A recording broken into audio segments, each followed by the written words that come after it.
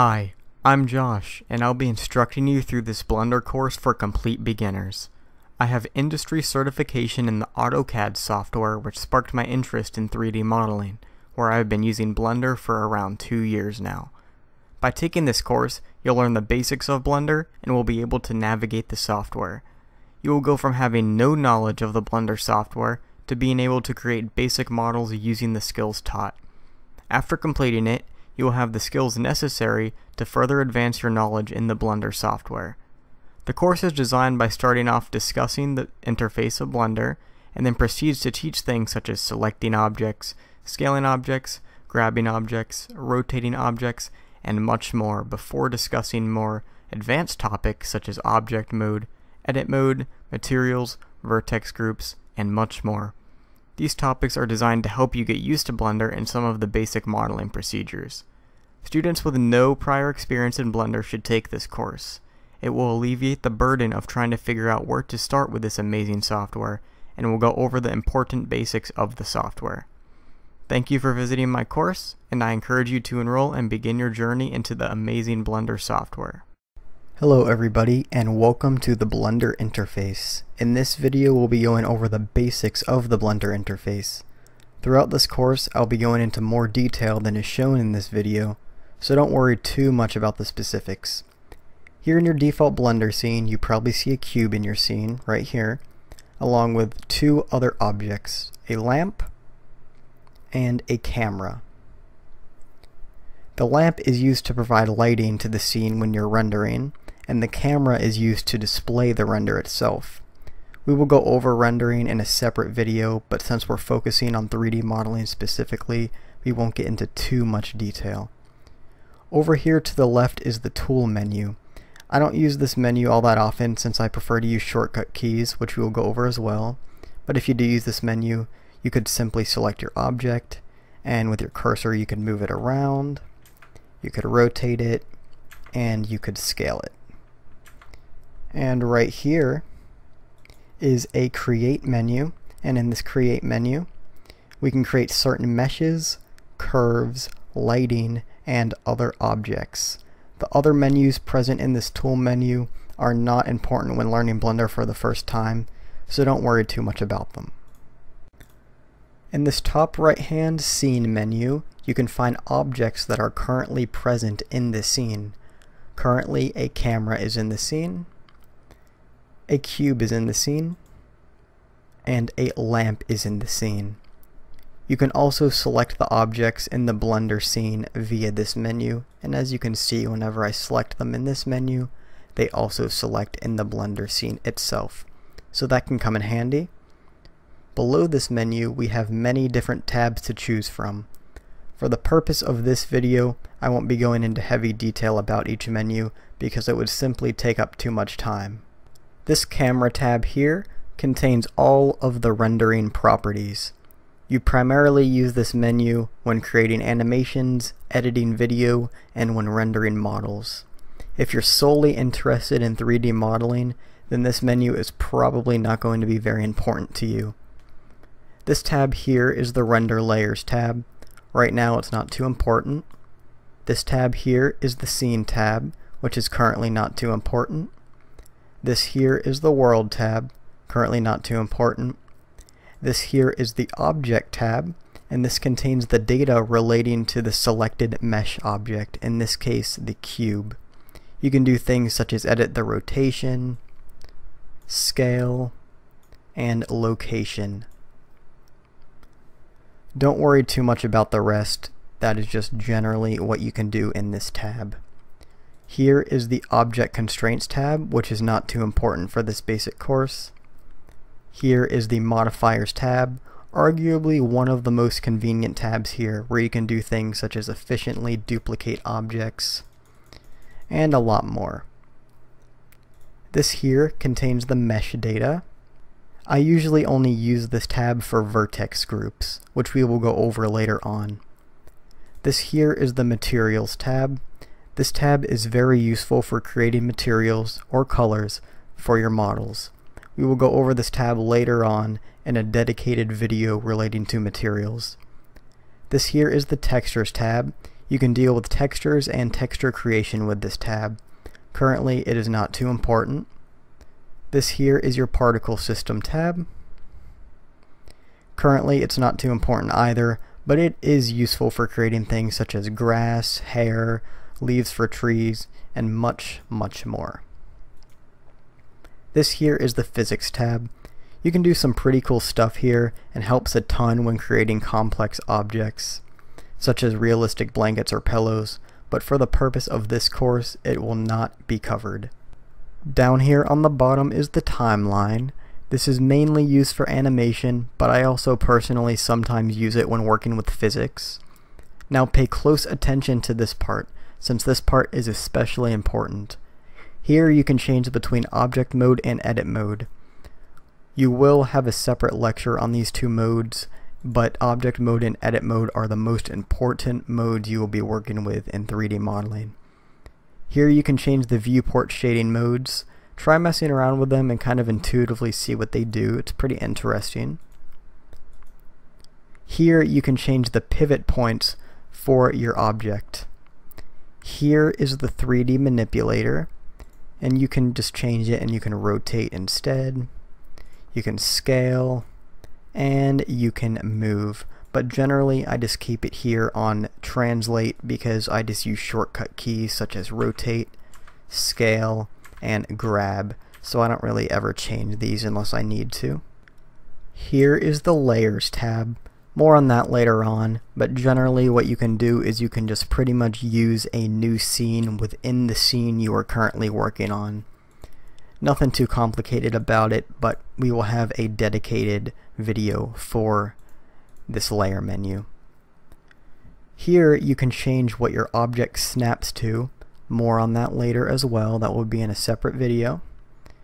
If you press N, this opens the properties menu.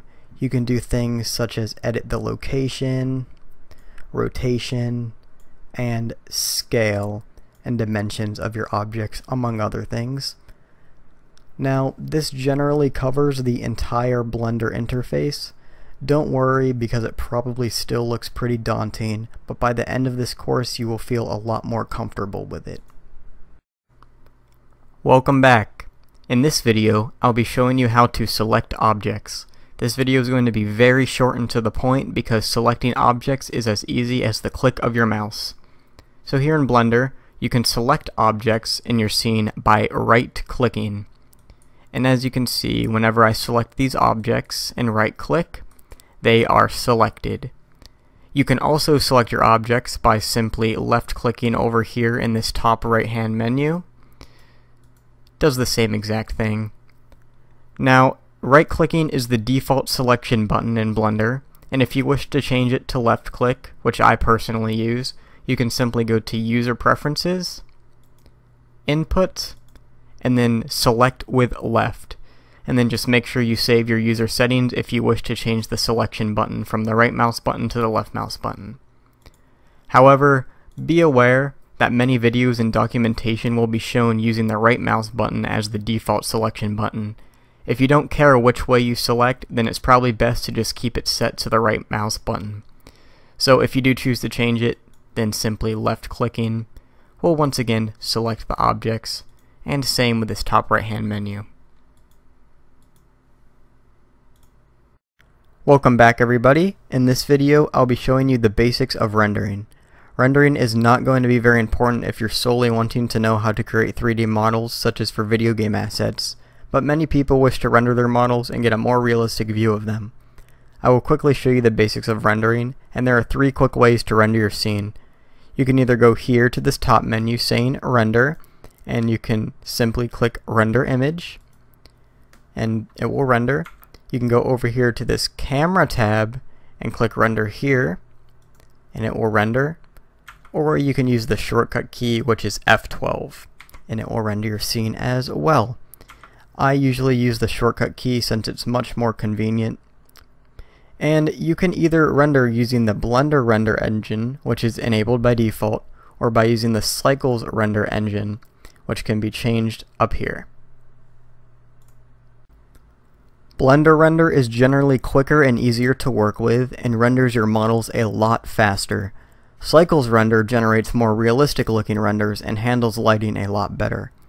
However, Cycles generally takes longer to render, and there's a lot more to both, but to keep it simple, use Blender Render for quick test renders or renders where you don't care too much about the look, and use Cycles for more realistic renders where you care about the final product and especially the lighting in the render. Here under this camera tab, right here, you can change the resolution of your render, which by default should be 1920 by 1080. And here with this percentage, you can either render it at 50% of the resolution just to get a quick render, or if you change it to 100%, it will render the full 1920 by 1080. And you can obviously change that to your liking. You can change the shading options here under shading. Here under performance, you can change the threads used, but by default, Blender should automatically detect the threads that your machine is using. For example, I'm running a quad-core i7 4790K with hyper-threading, so by default, Blender renders with 8 threads for me. The more threads your processor has, the quicker it can render. Here under tile size, you can change the default size of your render. If you're rendering using your GPU, and that option is only available in Cycles, then something around 1024 by 1024 is ideal. If you're rendering using your CPU, something around 16 by 16 is ideal. However, this varies among different machines, so it's best to figure out which settings render the quickest for you. If you're rendering an animation, you can choose the default file type. I'd recommend using PNG so that each individual frame will render a picture, so that if your render crashes, you can simply start off at the frame you left off on. If you choose any of these movie settings, then the render is going to completely render through and is not going to generate any individual photos. So if it crashes anytime during the render and you have one of these movie files selected, then you're going to have to restart the entire render if it crashes. So I would definitely recommend using PNG, which is a good file format for the images. The most important thing to remember when rendering over everything else I've mentioned is that you need a camera in your scene and a light source to illuminate the scene. They should be in your scene by default, and there is much more to rendering, such as cycles nodes and more complicated things, but this covers the basics of rendering. So hopefully you all learned a little bit in this video, and I'll see you in the next one. Welcome. In this video we'll be going over the grab tool. The grab tool allows you to move your models after selecting them. To grab an object, first select it by right-clicking, and keep in mind that I select with the left mouse button because I changed my settings. So first select your model, next press G on your keyboard. Now you can freely move your object around. You can constrain it to the x-axis by pressing X. You can constrain it to the y-axis by pressing Y. And you can constrain it to the z-axis by pressing Z. If you'd like to constrain it to 2 axes, then simply hold Shift and select the axis you don't want your object to move on. If I don't want it to move on the z-axis, I'll press G and then Shift Z, and it only moves on the x and y axes. If I don't want it to move on the x-axis, I'll press Shift X, and it moves on the y and z axes. And if I don't want it to move on the y-axis, I'll press Shift and Y, and it moves only on the x and z axes. You can do other things while grabbing your object, such as snapping, but we will go over that in the next lecture. Mess around with the grab tool for a little bit and try to get the feel for it. Welcome. In this video I'll be going over the snap tool. The snap tool is extremely useful for precisely snapping your object where you want to snap it. By default it snaps by increments of 1 unit, which is currently enabled down here. And as you can see, the snap element is currently set to increment. You can change the modes easily by clicking here as well, and you can choose which mode you want to snap. So you can do vertex snap, edge snap, face snap, and volume snap, which we will go over shortly.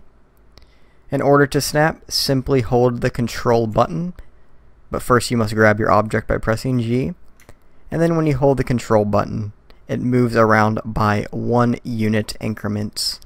So if I constrain it to the x-axis, you can see it's moving by 1 increment each. Same for the y-axis, 1 increment, and same for the z-axis, 1 increment as well. Alternatively, you can enable snapping by clicking on this magnet, and you will no longer have to hold Control. So it automatically snaps for me and I don't have to hold Control. I rarely snap my objects enough to the point where I'd need this enabled, so I usually just hold Control when I need to snap. Vertex snap snaps to the vertex you're hovering over. For example, if I add another cube, I can snap this cube to one of the vertices on this cube. And as you can see, it's snapping right to the vertex, and if I just move this over here and snap it, it snaps right to the vertex. It's pretty useful. The vertex snap is probably the one I use the most. Likewise, you can snap to an edge, to a face, and also to the entire volume of your object. So if I change it to edge, it snaps to an edge. Move it over here, it snaps to the edge. Move it up a little bit, it snaps to all these edges. For face snap, it simply snaps to the face. You can move it all around and just play with it. That's what I would do. And it snaps to the faces, as you can see. And the volume snap option snaps anywhere within the object. So once I move the cube I'm currently holding away, it no longer snaps. But once I move this cube back over to this cube, it snaps. It pretty much snaps to the entire volume of this object. I don't usually use the volume snap, but it can be useful depending on the situation. Overall, the snap tool is quite intuitive, and if you mess around with it for a bit, you'll definitely get the hang of it. Welcome. In this video, we'll be going over the scale tool. This tool is very simple and is similar to the functions of the grab tool. Here in the default Blender scene, you can select the cube and use the S key in order to scale your cube. So as you can see, when I press the S key, I can scale it up and down. Scaling your cube will either make it bigger or smaller. Scaling on all axes by default. Move your cursor in to scale the object smaller, and move your cursor out to scale the object bigger. Sometimes you'll only want to scale on one axis. Doing this will obviously make the object non-uniform and hence can create distortion depending on what models you have, but you will find that scaling on one or two axes can be extremely useful depending on the situation. Just like the grab tool, you can scale on the x-axis by pressing X, scale on the y-axis by pressing Y,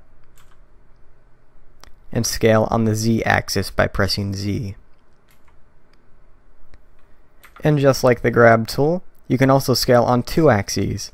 To scale on the X and Y axes, press S and then Shift Z. To scale on the X and Z axes, press S and Shift Y. And to scale on the Y and Z axes, press S and Shift X. As you can see, the scale command is very simple and can be very useful when modeling.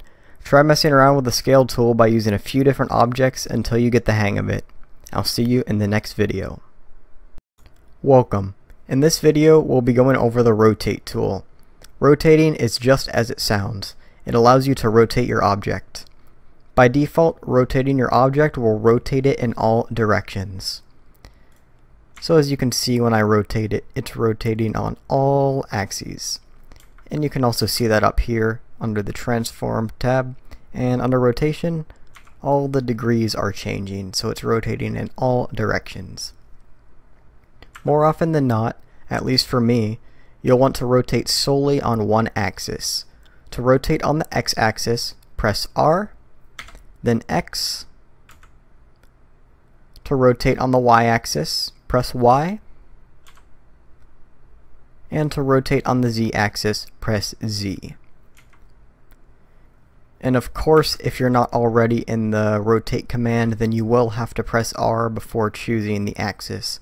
So if I just press X, well, it's just going to open this delete tab, and if I just press Y or Z, it's just going to go to different functions within Blender. So you have to actually enable the rotate command first before you choose the axis.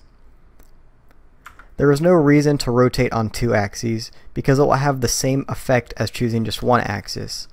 So if I pressed R for rotate and then press Shift Z, well, there's no reason to do that when you could just press Z. But if you wanted to, you could press Shift Z or just Z. It really doesn't matter. But usually I just choose the one axis that I would like to rotate on. There isn't much to the rotate tool. It's just a simple command that allows you to rotate your object, which you will probably find yourself doing quite often. I'll see you in the next video. Welcome. In this video we'll be going over object mode. There are two primary modes that you'll be using when modeling in Blender: object mode and edit mode. Object mode is generally much simpler than edit mode, and you cannot manipulate your objects as much as you can in edit mode. But don't worry, in the next video we'll be going over edit mode as well. Here in object mode, you can select the entirety of your object. So I can just deselect and select, and it selects the entire object. And here in edit mode, as a quick peek, you can only select certain pieces of your model, such as faces, edges, and vertices. Object mode allows you to select your object in its entirety. If you want to do things such as rotate, scale, or grab the entire object, make sure you're in object mode when doing so. If you want to join objects together or want to apply modifiers, you must be in object mode as well. So if I duplicated this cube, or rather I'll just add a new one, doesn't really matter, I could join them together in object mode, but you cannot do that in edit mode because, well, you can't access edit mode on both of them unless they're joined together. So it's simply not going to join together. And if you want to apply a modifier, you must be in object mode to apply it as well. So if I hop into edit mode and attempt to apply the modifier, it says modifiers cannot be applied in edit mode.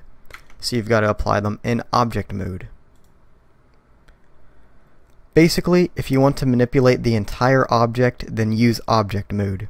That is a good general guideline, and you'll get more used to object mode the more you use it. In the next video, we'll be covering edit mode. I'll see you there. Welcome.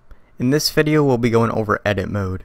Edit mode is primarily used to manipulate vertices, manipulate faces, and manipulate edges of your object.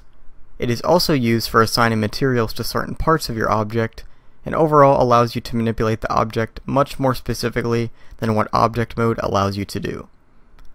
To edit the vertices of your object, make sure you're in edit mode, and you can quickly change modes by pressing tab and select the vertex option right down here. A shortcut to access vertex, edge, and face select is Control Tab. So you can now select the vertices of your object. To select the edges of your object, select the edge option, and you can now select the edges of your object. And it doesn't have to be a cube, it can be anything. And to select the faces of your object, just go to Face Select by either pressing Control Tab or just selecting it down here. And you can now select the faces of your object. Here in edit mode, we can use all of our previously discussed tools in order to manipulate our object.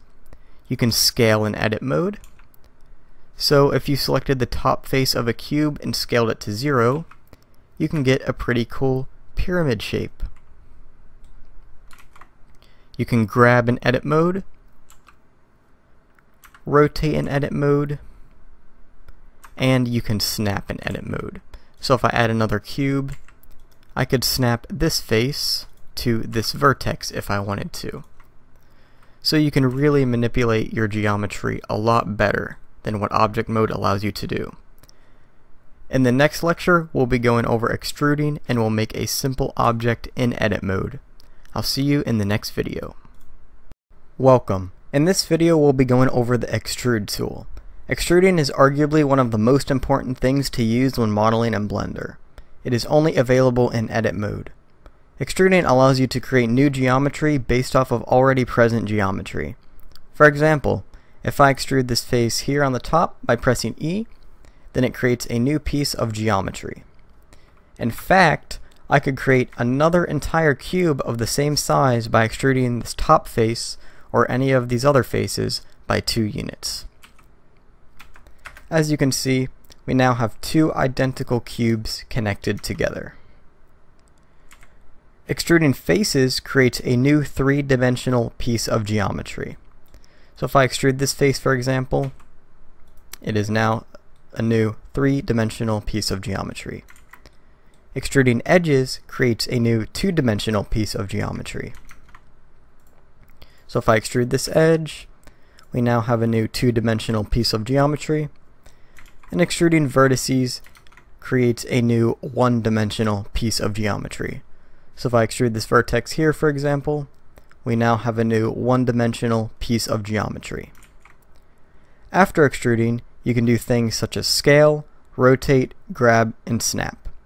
All extruding does is create more geometry from an already existing piece of geometry. Now, I'd like to give you a test. I'd like you to manipulate this default Blender cube and create a pyramid-shaped roof for it. And this is not the default Blender cube. This is the default Blender cube. Here's a hint. After extruding, you will need to use another tool. Pause the video here and see if you can do it. If not, continue watching.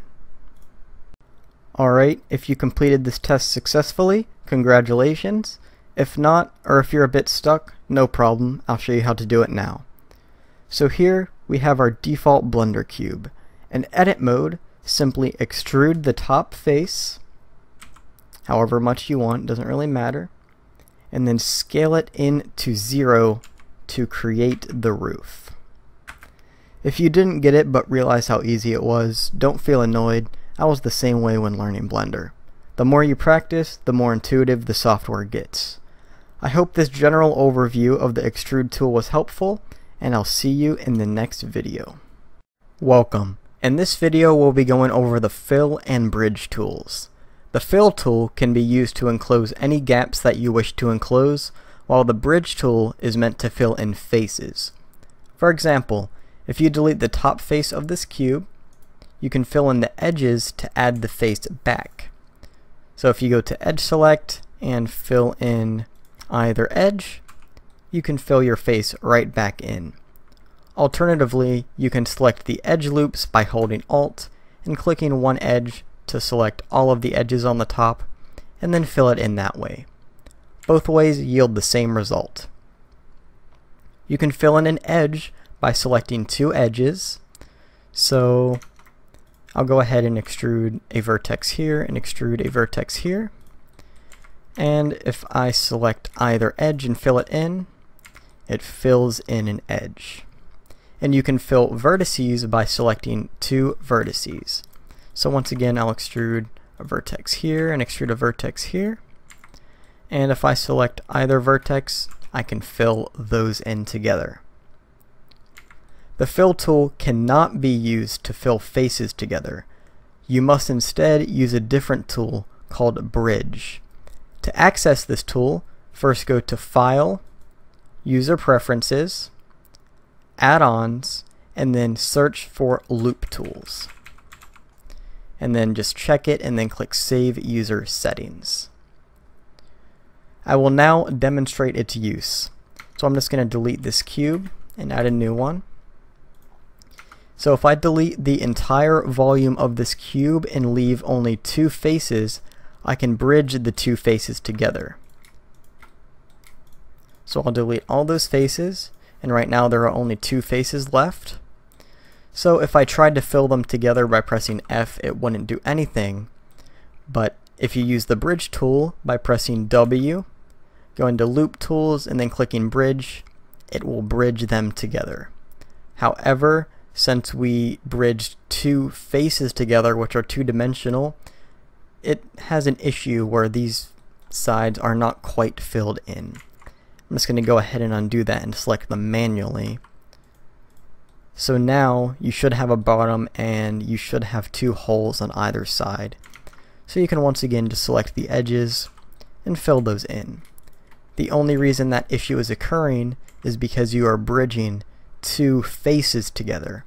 If you bridge two faces from a three-dimensional object, that issue will not occur. And I'll demonstrate that. If I go ahead and create a cube, and I'll scale it a little bit, and then I'll just go ahead and duplicate that. If I were to bridge this face and this face together, there would be no openings on the side because this is three-dimensional. So I'll go ahead and bridge that together. So no gaps are present. Technically there is on the inside right here, but since you can't see it, it doesn't matter. So that is an overview of the fill and bridge tools. Hopefully you find them useful, and I'll see you in the next video. Welcome. In this video we'll be discussing loop cuts. Loop cuts function just like their name. They create a loop of edges and cut right through your object. Loop cuts are useful for creating more geometry that you may need to manipulate your object further. Here with the default Blender cube in edit mode, you can add a loop cut by pressing Ctrl-R or by selecting Loop Cut and Slide from this menu. You can move the loop cut once you click, and if you want to add more than one loop cut, you just simply add the loop cut, and once you see the purple, just scroll up on your mouse wheel and you can add as many loop cuts as you would like, but it will also add more geometry to it. Once you add loop cuts, you can also scale them in any direction. So I could scale them in the X direction, Y direction, or Z direction, which is very, very useful depending on the situation. So there isn't too much to loop cuts. It really all depends on the situation you may need them for. So I now have a test for you all. Using the default cube, I'd like you to use loop cuts to create an object that looks like this. Pause the video and see if you can do it. If not, continue watching. Okay, so if you completed the test successfully, fantastic job. If not, no worries, I'll show you how to do it right now. Now there are a few different ways to do this, but this is probably the most efficient way. I'm going to go ahead and add a new cube. So first, press Ctrl-R to add a loop cut. Next, scroll up on your scroll wheel one time to add a second loop cut. Now click to add the loop cuts. And then scale them a little bit to get them closer to the edge of the cube. So I'll scale them in the Y direction, and I'll get them close to the edge of the cube, something like that. Now extrude the newly created faces on either end. And your model is now complete. Hopefully you find loop cuts useful, and I encourage you to mess around with them to get a feel for what you can do with them. They're extremely useful. I'll see you all in the next video. Welcome. In this video we'll be discussing doubles. Doubles are pretty much vertices that overlap each other, or those that are extremely close to each other. A good practical example of this occurrence is if you take the top face of a cube and then scale it to 0. So now all 4 of the vertices are overlapping each other. So pretty much all of these vertices here on the cube are getting scaled to 1 point. So right now there are 3 extra vertices that do not need to be there. We only want 1 vertex there. It's just extra geometry that we don't need. You can either select the entire object and click Remove Doubles, and you can see that it removed 3 of the vertices, or you can go into wireframe mode and select the vertices there and click remove doubles, and once again it removes the 3, and it removes the 3 because I clicked undo, so they weren't already removed. Now, sometimes there are extra vertices that simply do not need to be in your scene, so removing them is a good way to optimize your models, and this is why you want to use remove doubles when you can. With the doubles that are far apart, you can increase the merge distance. So for example, if I duplicate a vertex, and then duplicate another and put them close together, and then select the entire scene, and click remove doubles, you'll see that nothing happens. But if I increase the merge distance, eventually they'll turn into one vertex, as you can see. But be careful, because you could easily destroy geometry that you don't want to be affected otherwise. For example, if you increase the merge distance too high, then this geometry here could change into something that you don't want it to. Try to remove doubles when you can, but in certain situations, you'll find that keeping vertices overlapping can be useful. Welcome. In this video we'll be discussing materials. With materials, you can add colors to your models. You can assign materials in both object and edit mode. If you assign materials in object mode, which it will be assigned by default, the entire object will become the color that you have created. If you want certain parts of your model to have different colors, then you should assign materials in edit mode. I will demonstrate materials now. A material is probably already applied to the default Blender cube, which in my case it is, and you can remove it by pressing the minus symbol. To add it back, you can simply click new, and a new material will be added. If you want to add more materials, click the plus button, which will create an empty material, and then click new. You can do this as many times as you want and for as many different materials as you want. So I can create a ton of different materials if I wanted to. You can change the color of the material by changing the diffuse color down here. So as you can see, when you change it to whatever color you want, then the material will also change. However, you will notice that it changes the color of the complete model. So when I change the color of this one, it changes the color of the complete model. So what if you want this cube to have multiple different colors? Well, you can most definitely do that. If you add a new material and choose your color of choice, which I've already done for a few of these, and then go into edit mode, you can select where you'd like your material to go, and then click on the material you wish to assign, and click assign. So if I go to face select and click these faces, for example, and go to this red material and click assign, now we have red materials on those faces. Also, they probably have the name material by default followed by a number, and you can change the name by either double clicking the material and then changing the name, or you can simply change the name in this menu here. Both ways are the exact same. Now, I have a test for you. I'd like you to add a blue color to the top of the default cube and add a yellow color to the front of the cube. You can leave the rest the default color. Pause the video here and see if you can do it. If not, continue watching.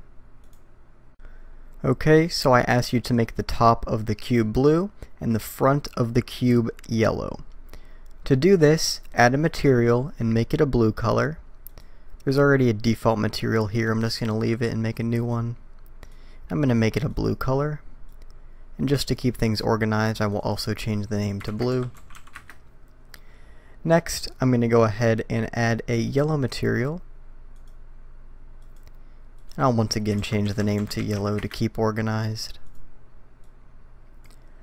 Next, go into edit mode, select the top face of the cube, and then select the blue color and then click Assign.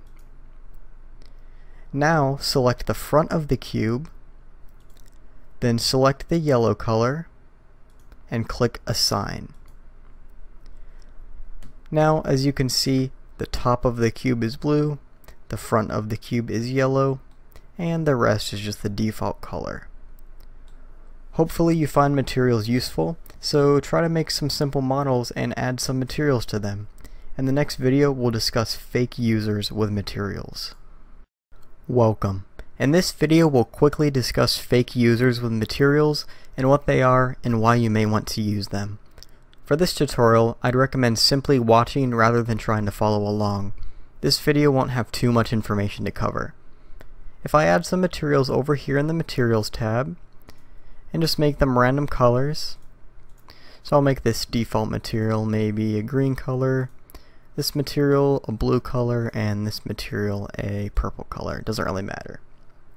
And then if I click this drop down menu, you'll see a list of the materials that are currently created. So the green color, the blue color, and the purple color are here in this drop down menu. However, if you delete one of these materials, so I'm just going to go ahead and delete this purple one, your material will disappear, but it will still be present in the scene. You'll notice that the material here in the drop down menu has a 0 next to it. And that means if you restart or close your Blender file, then the material will be completely removed from the project. If you want to retain the material in case you plan to use it in the future, but don't really want it here in this menu, then you can assign a fake user. So when you assign the fake user, if you restart or close your scene, then it will still be in your scene when you open it back up. So to assign the fake user to the material, you can simply just add another material temporarily and then go to the drop down menu and then select that material that has the 0 next to it. And then simply click this F button right here and a fake user will now be assigned. So now if you close your Blender project, the material will remain in the scene and won't be removed. So if you click this drop down menu, you'll see an F next to it. So that means it's going to stay in the scene. If there's a 0 next to it, if you close the scene, it will be removed. So that's the general idea of what a fake user can do.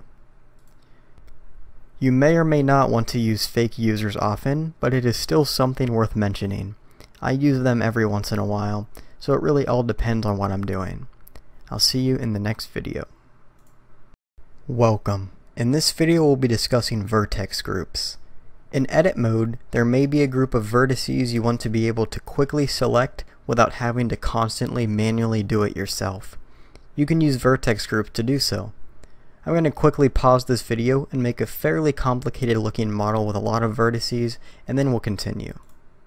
Okay, so here I have a strange looking object with a lot of vertices, and if I wanted to be able to select all of the vertices for, let's say, this portion, and all of the vertices for, say, this portion, without having to constantly manually select them, then I would use vertex groups. To add a new vertex group, go over here to this menu resembling a triangle, and then click the plus button. Next, highlight all of the vertices you wish to be able to quickly select, and then click Assign. Since this was originally a separate object, I can simply click L, rather than having to manually select all of those vertices. And then I'll click Assign.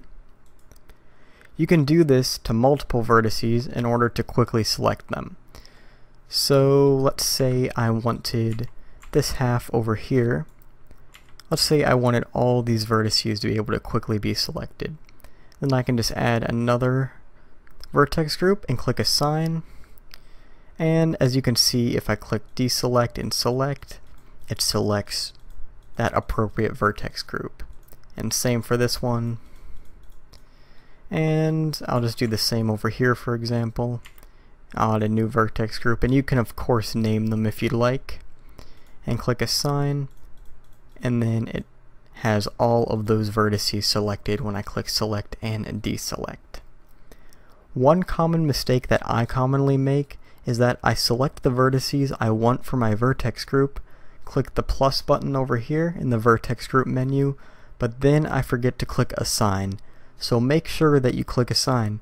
It is annoying when you realize you forgot to click assign and then have to go back and manually select the vertices for your vertex group. Hopefully you find vertex groups useful, and I'll see you in the next video. Welcome. In this video we'll be discussing the cursor and origin. The cursor is the red and white striped circle in the scene. The cursor is the X, Y, and Z axis object that you can use to move your objects around. I will first discuss the 3D cursor. With the 3D cursor, you can put it somewhere in your scene by left-clicking by default, and since I have changed my settings, I will be right-clicking to move it around. If you try to add a new object to your scene, it will be placed wherever the 3D cursor is located. As you can see, if you press Shift S, you can do quite a few things with your cursor. You can move your currently selected object to your cursor. So if I select this object and click Selection to Cursor, it will move right to the cursor. And I can move the cursor over here and do that again. So that can be pretty useful. And contrarily, you can move your cursor to your currently selected object. So if I select this cube over here, I can move the cursor to the selected object, and that can be useful as well. You can move the cursor to the center of your scene by clicking Cursor to Center. You can move the cursor to the grid, which puts the cursor at the cross points located on your grid, as you can see. And you can move the cursor to the active object. So this is currently the active object right here, and cursor to active will put it right to it. There is a difference between cursor to selected and cursor to active. For example, if I use these two cubes here and select them both, and then press Shift S and click cursor to selected, the cursor will be placed in the middle of the two objects. If you click cursor to active, the cursor will be placed on the currently active object, the one with the yellow outlining and not the one with the red outlining, as you can see. Now we'll discuss the origin. The origin is this movable X, Y, and Z axis, as you can see here. Whenever you move the origin, it moves the corresponding selected object as well. Here in this menu over here on the left, you can change some settings with the origin. You can move the origin to where the 3D cursor is located by selecting Origin to 3D Cursor. So I'm just going to move the 3D cursor over here and then select Origin to 3D Cursor, and as you can see, the origin will move to the 3D cursor. You can also move selected geometry to the origin. So if I select this cube here and click Geometry to Origin, then the cube will move to the origin. And you can also move the origin to selected geometry. So if I move this origin back over here and click Origin to Geometry, then the origin will move back onto the cube. Origin to center of mass will place your origin at the center of mass of your object. However, for the cube, the center of mass would simply be right in the center. So if I manipulate this cube a little bit, not going to do anything too crazy, just going to change it up a tad bit and make something a bit different, and then select Origin to center of mass, then it will place your origin somewhere different, which is the new center of mass. Hopefully you now understand the 3D cursor and origin better, and I'll see you in the next video. Welcome. In this video we'll be going over how to join and separate objects. In object mode, sometimes you'll want to join multiple objects together. Doing this will allow you to access edit mode for each object simultaneously as well, which can be very useful. You may also want to separate your objects as well, which you can do. I'll first show you how to join objects together. First, I'm going to go ahead and throw a cylinder in the scene and a sphere in the scene.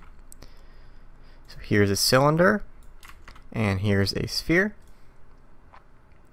It doesn't really matter what you join together as long as you join mesh objects with mesh objects, curves with other curves, etc.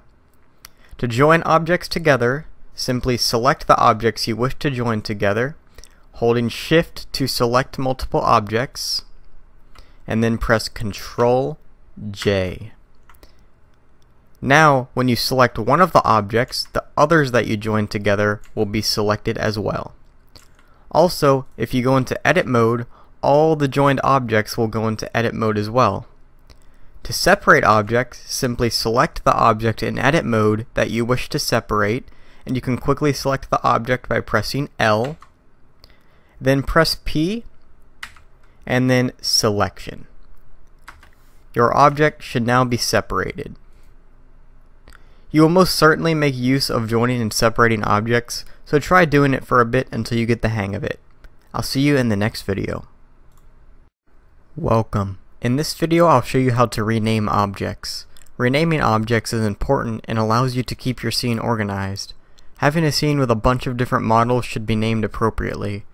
Each time you add an object to the scene, it names the object its default primitive type, followed by numbers the more you add to the scene.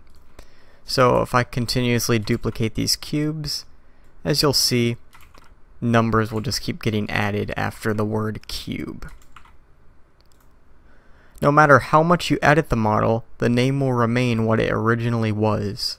With that being said, it's important to name your objects appropriately, especially if you get many objects in your scene. This is also helpful when exporting your models into Unity, for example, because the model will be named appropriately if you simply rename it here in this menu. To rename, simply double-click, and then you'll be able to rename the object.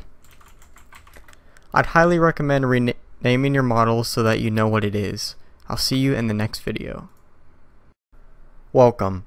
In this video we'll be going over how to save and export your models into Unity. This should work for other game engines, but the only game engine I have experience in is Unity, so I can't speak for any others. In your Blender scene, you can save your scene wherever you'd like. You can save it to a folder dedicated to documents, to your desktop, really wherever you want to save it to. However, saving your Blender files in your Unity scene, if you plan to use your models in Unity, is much more convenient because you can quickly access the Blender file in Unity in case you need to make changes or want to edit something within Blender. To save your Blender file into Unity, go to File, Save As, and then name your file, and I'll just keep it as the name Cube, and then choose the appropriate directory for your Unity scene. I've already navigated to the appropriate directory for my Unity scene, so I'm just going to go ahead and add a bookmark so that way I can quickly access it in the future. And then just click Save as a Blender file. And now it should be saved in your Unity scene, and it indeed is. To export into Unity, go to File, Export, and then I usually use FBX, and then once again choose the appropriate Unity directory. And I'm just going to go to my bookmarks and I will easily get to my Unity directory. And I'll name it Cube once again and click Export, and it should now be exported into Unity.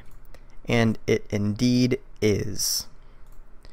I personally use my exported models in my Unity scene and only use my saves for the purpose of quickly accessing my Blender file for that specific model. I generally create a saves folder for my saves and an exports folder for my exports, but that's just my personal preference. You can organize your Unity scene however you'd like. Hey everybody, I'd like to thank you for taking this course on the basics of Blender, and if the Blender software has caught your interest, then I encourage you to go out and advance your knowledge, because once you learn the basics, it really becomes easier and more intuitive to use. There are tons of sources out there to use to advance your knowledge, so try to find something that interests you. This course did take quite some time to make, and since I'm offering it for free, if you could take a few seconds of your time to leave a rating, it would be much appreciated and will encourage more students to enroll. Once again, thanks for taking this course, and happy blending.